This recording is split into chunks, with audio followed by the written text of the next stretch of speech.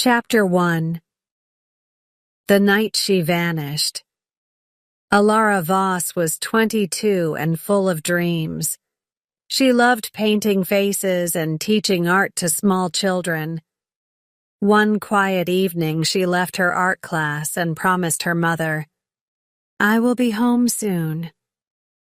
That was the last time anyone heard her voice. When Mira Voss called her daughter later, the call rang and stopped. She waited, thinking maybe Alara was still driving. But minutes turned into hours, and fear began to grow inside her heart. Mira tried again and again. "Please, Alara, answer me," she whispered. The next morning, a man walking his dog found Alara's small car near the old bridge. The doors were open, and the headlights still shone in the gray light. There was no sign of Alara. A phone charger hung from the seat, and one of her shoes lay on the ground beside the car. Police lines closed the road, and people from the town gathered to see what had happened. Detective Damon Keene arrived early. He was calm, tall, and quiet, with eyes that noticed every small thing. He asked Mira, "When did you last speak to your daughter?" Mira said softly, "Around 8. She said she was coming home. She never lies to me." Damon nodded. He looked at the car and found a small piece of cloth caught near the door. "We will find her, Mrs. Voss," he said. "I promise." That afternoon he spoke with Alara's friend Rhea Quinn. Rhea looked tired and scared. "She sent me a voice note before leaving class," she said. "She sounded nervous. She said someone was waiting outside." Damon asked, "Did she say who?" Rhea shook her head. "No, she only said the man's eyes looked cold." Damon wrote every word carefully in his notebook. At the police station, Officer Miller checked security cameras near the bridge. One video showed a dark car following Alara's vehicle a few minutes before she stopped. The number plate was not clear. Damon looked at it and said, "Zoom it again." But even after several tries, it remained blurry. In the evening, Mira sat in her living room, holding Alara's sketchbook. Inside were drawings of faces, some smiling, some sad. One drawing stopped her. It showed a man in a black coat standing under a streetlight. His eyes looked real, almost alive. She touched the page and whispered, "Who are you?" Damon visited the Voss home once more that night. "Did your daughter have enemies?" he asked gently. Graham Voss, Alara's father, looked away. "No," he said slowly. "But she was curious. She asked too many questions about my old work. Maybe she read something she should not have." Damon looked at him for a long time. "What kind of work?" he asked. Graham smiled weakly. "Old art deals. Nothing important." When Damon left the house, rain had started. He stood near his car and looked at the bridge lights in the distance. Something in this case felt different. Alara's disappearance was not a simple one. It carried secrets, old and new, hidden inside the people she loved most. That night, Mira sat by the window and whispered to herself, "Where are you, my child?" Somewhere in the darkness, a phone screen glowed once, then went dark again. The search for Alara Voss had only just begun. Chapter 2. The Secret Messages. The next morning, the police station was quiet but heavy with worry. Detective Damon Keene sat at his desk, staring at Alara's photo on the wall. Her face looked calm, almost peaceful, but her eyes carried something hidden. He felt that this girl knew a truth no one else understood. Officer Miller entered and said, "Sir, her phone location stopped near the bridge.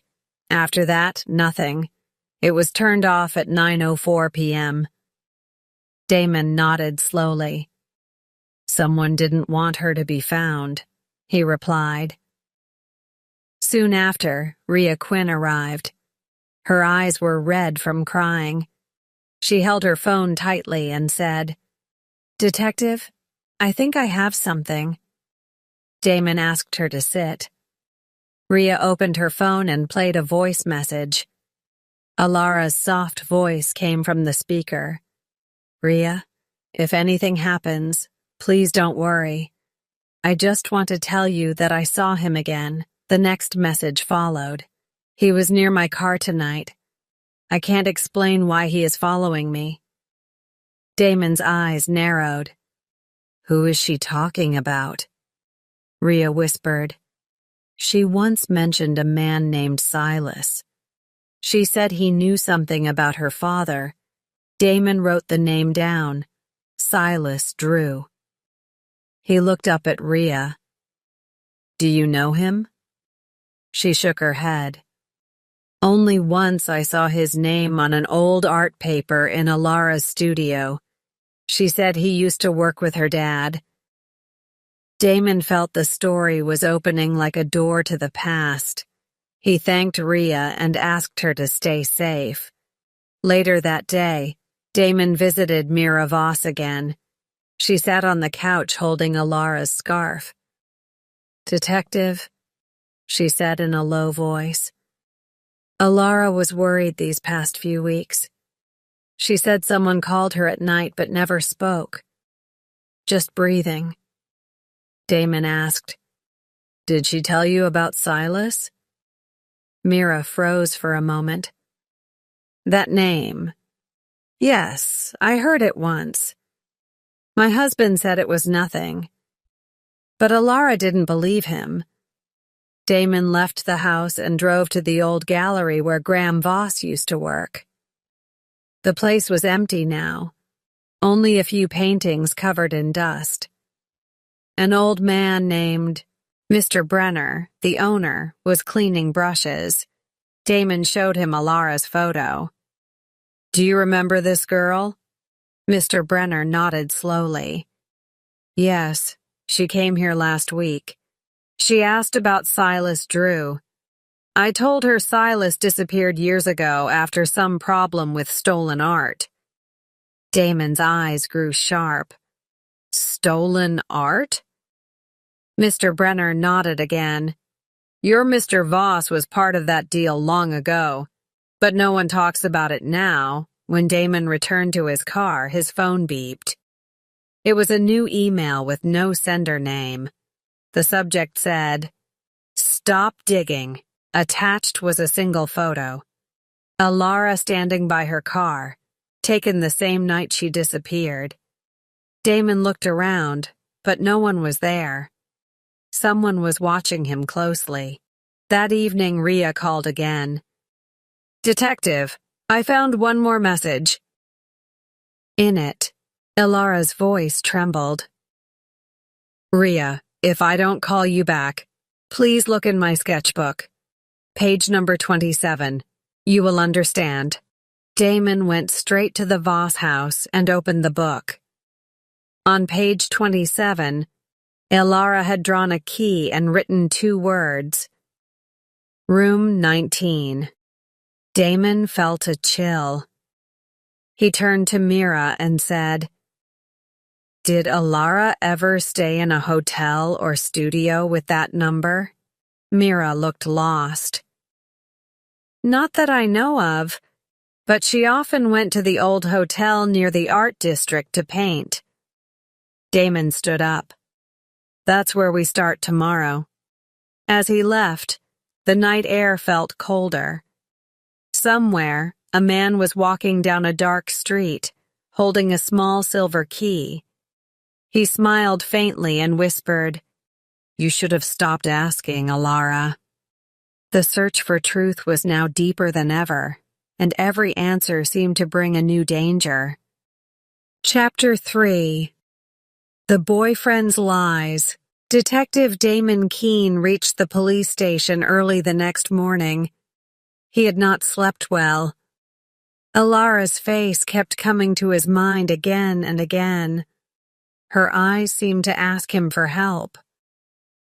Officer Miller came in with a file and said, "Sir, we traced the last phone calls.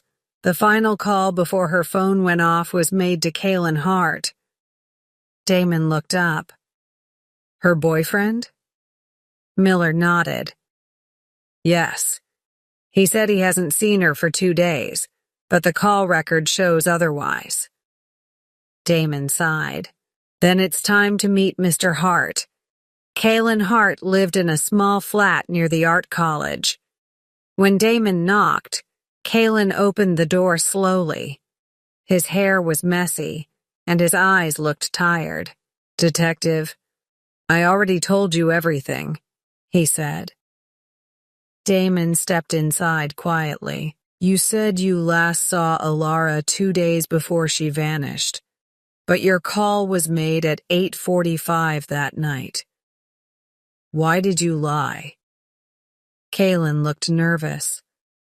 "I didn't lie. She called me. She said she was scared and that someone was following her. I told her to come to me, but she said she couldn't."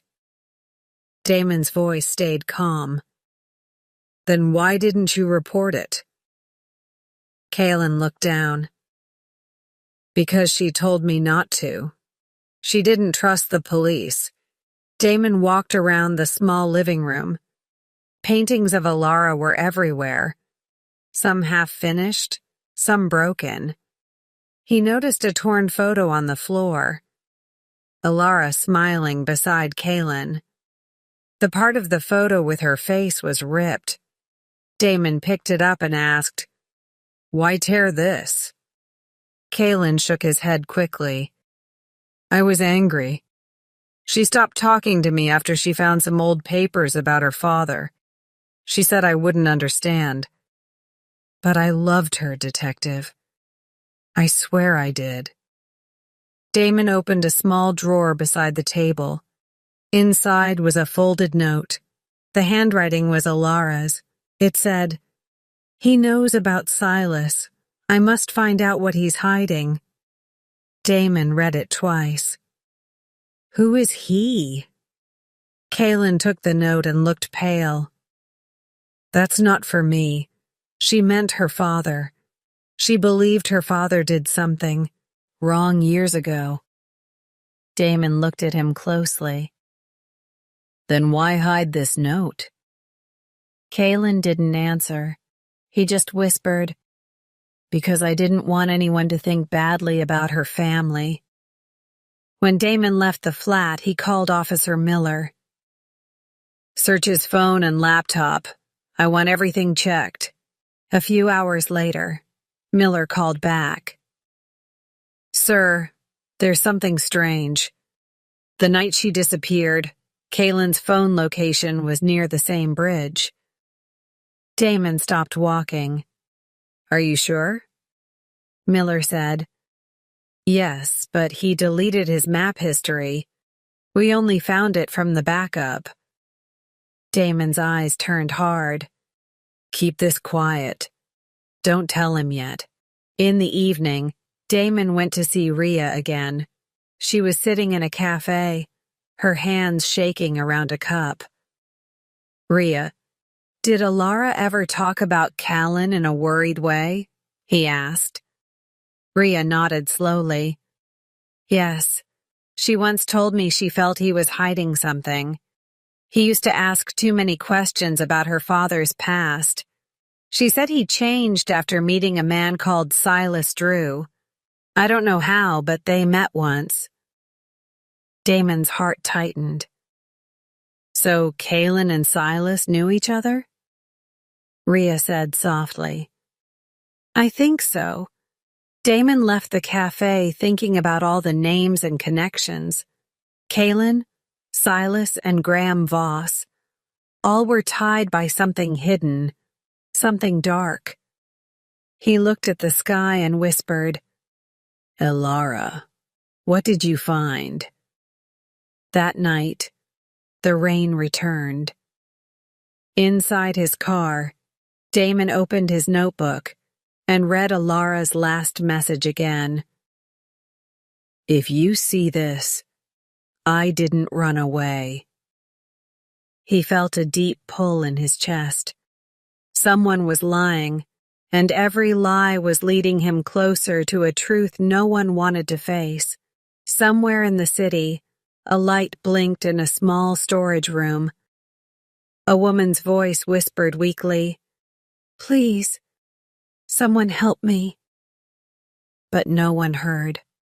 The night grew quiet again, and the lies around Elara Voss began to form a circle, closing in on everyone who once said they loved her. Chapter 4. The Witness Next Door. The next day was cloudy and heavy. Detective Damon Keene stood near the bridge again, looking at the cold water below. He had gone there many times in the past few days, but something always pulled him back. Officer Miller walked up with a report. "Sir, we got a new witness. An old woman who lives near the Voss house. She says she saw something strange that night." Damon looked at him carefully. "Then we go now." They reached the small white house at the end of the street. Mrs. Elwood, an old but sharp woman, opened the door. She wore glasses and had a calm face, but her eyes looked serious. "I've been expecting you," she said softly. Damon smiled politely. "We heard you saw something, Mrs. Elwood." She nodded and led them inside. The living room was full of old photos and quiet clocks ticking on the walls. She began to speak slowly. "It was around midnight.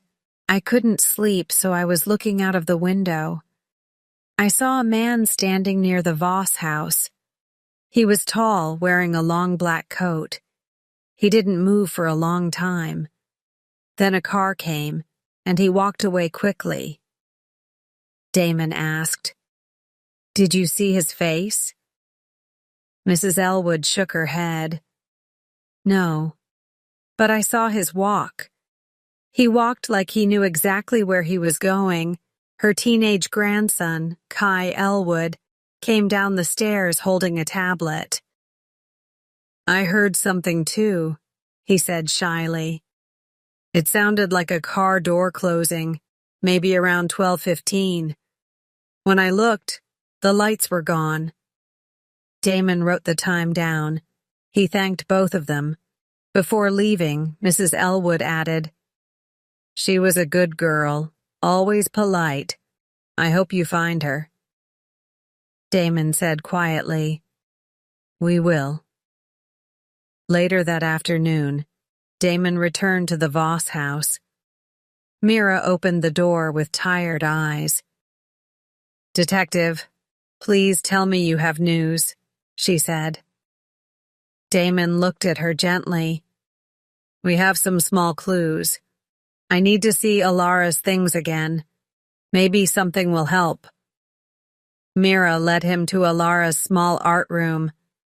The air smelled of paint and paper, scat. Chess covered the table. Damon looked through them carefully until he found one drawing that stopped him. It was a face, a man in a black coat under a streetlight. The same description Mrs. Elwood gave. He turned the page and saw Elara's handwriting at the bottom. "He is back." Damon stared at the words for a long moment.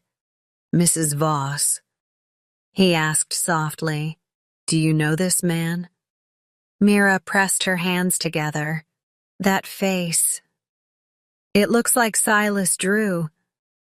My husband worked with him long ago, But Silas was dangerous, Detective.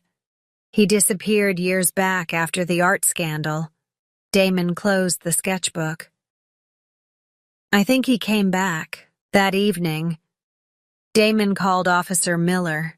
I need every record of Silas Drew. Last job, last known address, everything. Miller replied, Sir, it's strange. His records were erased 5 years ago, like someone deleted him from the system. Damon frowned. Someone powerful must be hiding him. Meanwhile, across town, Kalen Hart sat alone in his dark flat. His phone rang once, showing an unknown number. He didn't answer. The call came again, then a message appeared. You talk, you lose everything. Kalen's face turned pale. He looked at a small box on the table. Inside was Alara's bracelet. He touched it and whispered, I didn't want this to happen. Back at the station, Damon studied the reports late into the night. The city was silent outside, but his mind was loud with questions. Who was the man in the coat? What was Silas hiding? And what truth did Alara find before she vanished? As the clock struck midnight, Damon looked again at Alara's photo. Her smile felt close yet unreachable. Somewhere out there, she was still alive. He could feel it. And maybe, just maybe, the key to finding her was in the past that everyone was trying so hard to forget. He closed his notebook and whispered, Hold on, Alara. I'm coming. Chapter 5. The Hidden Past. Detective Damon Keene started his day with a feeling that something was finally opening. The name Silas Drew was everywhere now, but no one wanted to talk about him. Damon sat in his office and looked at the photo of Graham Voss. He was sure the father was hiding more than he said. Officer Miller came in and said, Sir, we found old files from the city archive. Silas and Graham worked together 15 years ago in an art restoration project. But that project ended with missing money and one destroyed painting. Damon looked up. Missing money? Miller nodded. Yes, almost $1 million. No one was charged, but both men left the job the same month. Damon closed the file and whispered, That is where it began. He drove straight to the Voss house. Mira opened the door, her face pale. Detective, Graham isn't home. He left early. Damon asked, Did he say where? She shook her head. No, but he looked worried, like he was running from something. Damon entered the study and looked around. The shelves were full of books and papers. He saw one folder hidden behind a box. Inside were photos of young Graham with another man, Silas Drew. They looked happy, holding a painting between them. On the back of the photo was written, The Sea Angel, 2009. Damon asked softly, Do you know this painting? Mira took the photo and stared at it. Yes, it was a famous painting that disappeared during that scandal. Graham said Silas sold it and left the country. Damon nodded. Maybe Alara found out the truth about it. Mira looked shocked. Do you think that's why she disappeared? Damon didn't answer. He went back to his car and called Rhea. Did Alara ever talk about her father's past? He asked. Rhea said, Yes. She told me once that she found old letters from a man named Silas.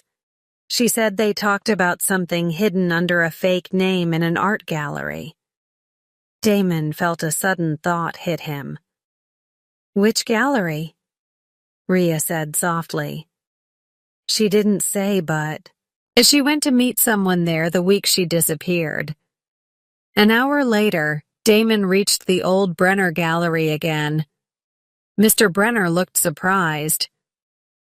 You again, detective? Damon showed him the photo. Do you know this painting? The old man's eyes widened. Of course. That painting is cursed. People who tried to sell it had accidents. It was stolen, and after that, Silas vanished. Damon asked, Did Alara come here asking about it? Mr. Brenner nodded. Yes. She said she found a letter from Silas to her father. She wanted to see the painting again. Damon frowned. And then? Brenner sighed. 2 days later, someone broke in. They took the CCTV system. Nothing else. Damon returned to the station with a heavy heart. He felt he was walking in circles. But when he sat down, a new message appeared on his phone. It had no name. It said, You can't find her if you don't know why she left. Below the words was a picture of a hotel keycard. Room 19. Damon stared at it. That was the same clue from Alara's sketchbook. He whispered, So it was not just a drawing. He called Officer Miller and said, Get the team ready. We are checking every hotel with room 19. Miller asked, You think she's there? Damon replied quietly, I think that's where the truth begins. Meanwhile, far away in a quiet place, Alara opened her eyes slowly in a small, dark room. Her hands were tied, but her spirit was still strong. She whispered to herself, You can hide me, but you can't hide what you did. Back at the station, Damon looked at the city lights and said under his breath, I'm close now. Whoever took her will soon run out of places to hide. The mystery that started with a missing girl was now becoming a fight against the past. A past that refused to stay buried. Chapter 6. The hotel room key. The rain returned that night as Detective Damon Keene sat alone in his office. The sound of water on the window made him restless. The message with the hotel key photo kept replaying in his mind. Room 19. Those 2 words now felt like the only door left to open. He called Officer Miller. Any results? Miller answered, Sir, we searched several hotels in the city. One of them, called the Lantern House, has a room 19. It's closed for renovation, but the manager said someone used that room secretly last week. Damon stood up. I'll be there in 15 minutes. When he reached the Lantern House, the air inside smelled of dust and paint. The manager, a nervous man named Mr. Lorne, met him at the counter. Detective, that room hasn't been open for months, he said quickly. Damon showed him the photo of the key. Then explain this. Someone had access to it. The man hesitated. A woman came 2 weeks ago. She said she was an artist and wanted a quiet place to work. I gave her that key because she seemed polite. I didn't ask for ID. Damon's voice lowered. What was her name? The man swallowed hard. She wrote it as Clara Dean. Damon knew it at once. Alara's handwriting style. The way she used a false name in some old records, he asked to see the room. The corridor was long and quiet. When Damon pushed open the door, the smell of paint was stronger. The room was small, with an old bed and broken lamps. On the floor lay a few art papers, a half-finished drawing, and a piece of red ribbon. Damon walked around carefully. His eyes stopped at a painting frame hanging slightly tilted. He lifted it, and behind it was something taped to the wall. A small plastic bag. Inside was a phone. Alara's phone. He took it out carefully. Officer Miller put on gloves and said, "It's damaged, but maybe we can recover something." Damon nodded. "Do it fast."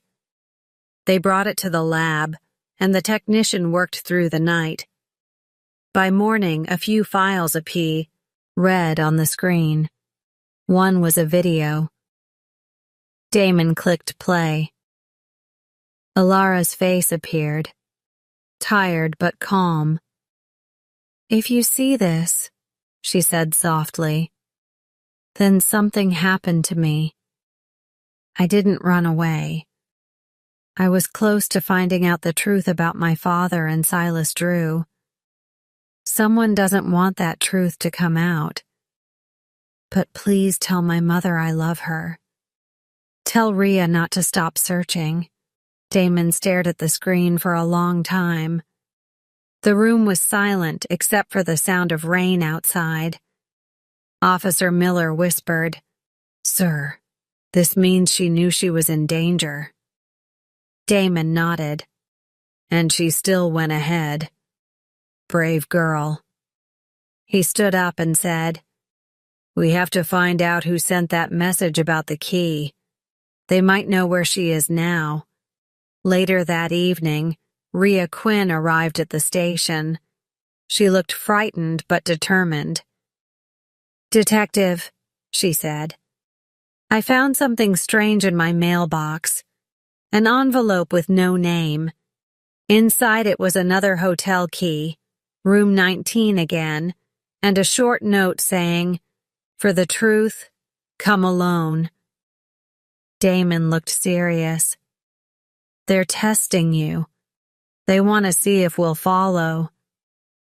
Rhea asked quietly, "Should I go?" Damon shook his head. "No, but I will." That night, Damon went back to the same hotel. Room 19 was dark, empty, and cold. He turned on his flashlight and noticed fresh footprints on the floor. They led to the window. Outside, the alley was empty, but on the table, he found a folded paper with one line written on it. "You are too late, Damon." He clenched his fists. Someone was watching every move. He looked out into the darkness and whispered, "If she's still alive, I'll find her, no matter what it costs." Far away, Alara sat in the same dark room, hearing footsteps coming closer. Her heart beat fast, but her eyes stayed brave. "You can't keep me forever," she said quietly. The door opened and a voice replied, "We'll see." The storm outside grew louder, as if the city itself was waiting for what was coming next. Chapter 7. The Face Behind the Truth. The next morning, Detective Damon Keene sat with tired eyes in the police station. He hadn't slept again. Alara's last video kept echoing in his head. "If you see this, I didn't run away." The truth was close now, but he knew one wrong step could destroy everything. Officer Miller entered with a new report. "Sir, we found something from the old phone records of Silas Drew. He used a fake name for hotel bookings outside the city.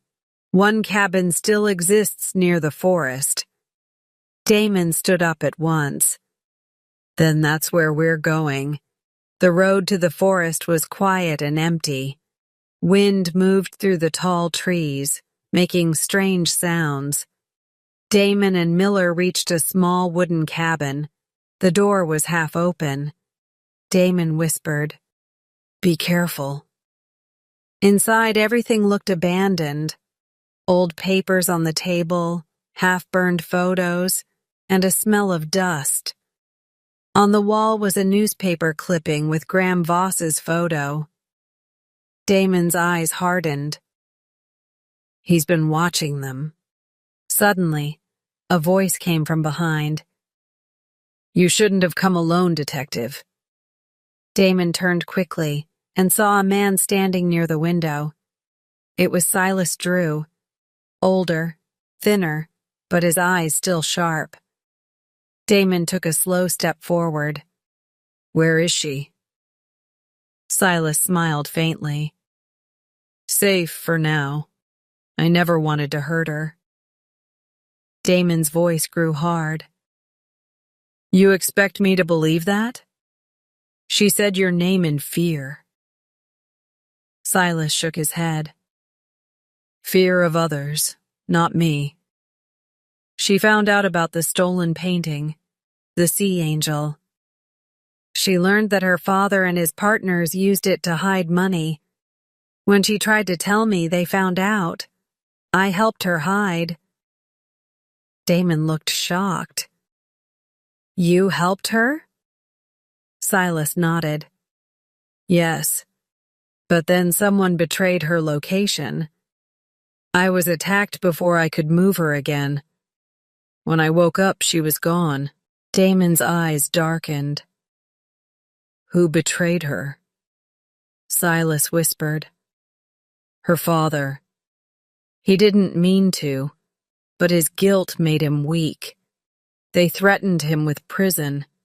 He told them where she was, before Damon could reply. A sound came from outside. Cars stopped, and footsteps rushed toward the cabin. Silas looked at him. "They followed you." Damon pulled out his gun and shouted, "Police! Drop your weapons!" But bullets hit the wooden walls. Silas grabbed a bag and threw it toward Damon. "Inside is the address of the place where she's kept," he said. "Now go." Damon ducked as another shot broke the window. When he looked again, Silas was gone. The cabin was burning from a small fire started by the gunfire. Damon and Miller ran back to the car and opened the bag. Inside was a small map and a photo of a warehouse near the sea. On the back, Silas had written, "She's there. Save her before it's too late." Damon said, "We move now. By evening, the police surrounded the old warehouse. The air smelled of salt and rust." Damon entered first, flashlight in hand. He called out, "Alara!" No answer came, only the sound of water dripping. He moved deeper inside until he saw a small light. There, tied to a chair, was Alara Voss. Her eyes widened as she saw him. "Damon," she whispered, "you found me." He quickly untied her and said softly, "You're safe now." She held his arm tightly. "He told me everything. My father didn't want to hurt me. He was scared." Damon nodded. "I know. Let's go home." Outside, ambulances waited. Mira ran to her daughter, crying, "My child! My baby!" Alara hugged her with trembling hands. For the first time in weeks, she felt the air of freedom again. As they drove back, Damon looked out at the dark sea. He thought about Silas. Was he alive or gone forever? No one knew. But one thing was clear. The truth was never simple. It always came with a cost. Alara leaned her head on her mother's shoulder and whispered, "It's over, Mom." But Damon knew it wasn't completely over. The final truth, the reason Graham betrayed his daughter, was still waiting in silence, ready to show its face one last time. Chapter 8. The Final Light. The morning after Alara was rescued, the sea looked calm again. The waves touched the sand softly, as if the storm had never happened. Detective Damon Keene stood near the window of the hospital, watching the sunrise. Behind him, Alara sat on the bed beside her mother. She looked weak but peaceful. Mira smiled through tears and said, "You're safe now, my love." Alara nodded slowly. "I still don't understand everything, but I'm alive. That's enough for now." A few minutes later, Graham Voss entered the room. His face looked older, tired, and full of guilt. He stood silently for a moment, unable to look into his daughter's eyes. "Alara," he whispered, "I don't deserve your forgiveness." She looked at him softly. "You're still my father. I just want to know why." Graham sat down and held her hand. "Years ago, I made a mistake. I worked with Silas Drew and others in that art deal. We hid money using a stolen painting. I wanted to stop, but they threatened me. When you found out the truth, they came to me again. They said they would kill you if I didn't tell them where you were. I thought I was protecting you, but I lost you instead." Mira began to cry quietly. Alara squeezed his hand. "You could have trusted me, Dad. I only wanted to make it right." Graham's voice broke. "I know. I was weak. I carried that sin for too long." Damon, standing at the door, said gently, "Mr. Voss, the law will decide your part in this. But your daughter is alive because of your final call. You told me where to look. That saved her." Graham nodded slowly, tears running down his face. "Then maybe I can finally sleep." Later that day, Damon went to the Sea warehouse again. The police had found no trace of Silas Drew. Only the burned cabin remained. Some said he died in the fire. Others believed he escaped and disappeared again. Damon looked at the ocean and whispered, "You kept your promise, Silas. You helped her live." The wind carried the sound away like a secret. Weeks passed. Alara returned home, spending quiet evenings painting again. Her new drawings showed hope instead of fear. Sometimes she painted the bridge where her car was found. Sometimes she painted faces of people who helped her. Rhea, Damon, her parents. One day, Damon came to visit. "You're painting again," he said with a smile. Alara nodded. "It helps me forget, and it helps me forgive." He looked around the room filled with colors and said softly, "You're stronger than before." That evening, Alara walked to the old bridge one last time. The air was calm, and the sky turned golden. She looked at the water and whispered, "This is where I lost myself, and this is where I found who I am."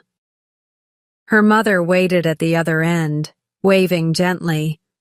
Detective Damon watched from a distance, his coat moving in the wind.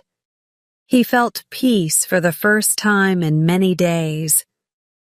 Some mysteries are solved by facts, he thought, and some by forgiveness. As the sun went down, Alara smiled faintly. Life had changed, but it was hers again. The darkness that once followed her had faded into light, quiet, soft, and final.